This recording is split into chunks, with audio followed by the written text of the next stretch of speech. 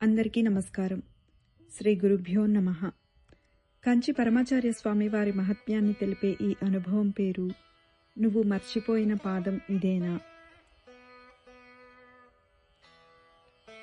ఆ రోజుల్లో గ్రామాలలో వీధి నాటకాలను ఎంతో ప్రోత్సహించేవారు. రామాయణం, సత్యహరిశ్చంద్ర, భక్త ప్రహ్లాద వంటి నాటకాలు వేస్తుంటే గ్రామీణులు ఎంతో ఉత్సాహంతో చూడటానికి తరలివచ్చేవారు. ఒకసారి ఒక వీధి నాటక బృందం పరమాచార్య స్వామి వారి దర్శనానికి వచ్చారు.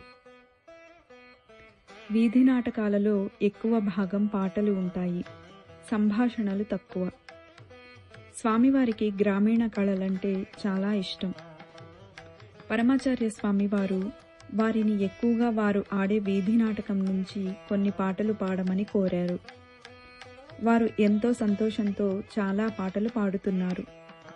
వారిలో ఉన్న ఒక కళాకారుడు ఒక పాటలో ఒక పాదం మర్చిపోయాడు. అది గుర్తుకు తెచ్చుకోవడానికి దానికి ముందు పాదాలు మళ్లీ మళ్లీ పాడటం చేశాడు. మిగిలిన వారంతా ఆశ్చర్యంతో ఆగి చూస్తున్నారు. కాని అతనికి ఆ పాదం గుర్తుకు రాలేదు. స్వామివారు అతనిని ఆపమని సైగ చేసి చిన్న గొంతుతో అతను మర్చిపోయిన పాటలోని పాదాన్ని పాడారు.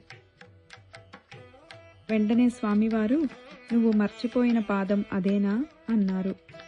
ఆ కళాకారుడు కన్నీళ్లతో అదే స్వామి, తమరు సరస్వతీ స్వరూపులు అంటూ పదే పదే నమస్కరించాడు. స్వామివారు వారికి ప్రసాదంతో పాటు తమ ఆశీస్సులు కూడా అనుగ్రహించారు.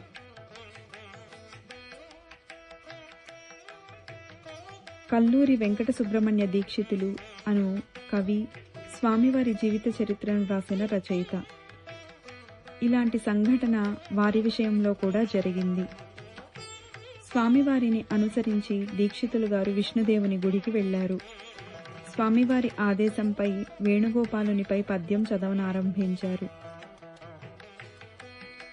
4వ పాదం గుర్తుకు రాక ఇబ్బంది పడుతుంటే స్వామివారు చిరునవ్వుతో వేణువు మరచిపోయారు అని గుర్తు చేశారు.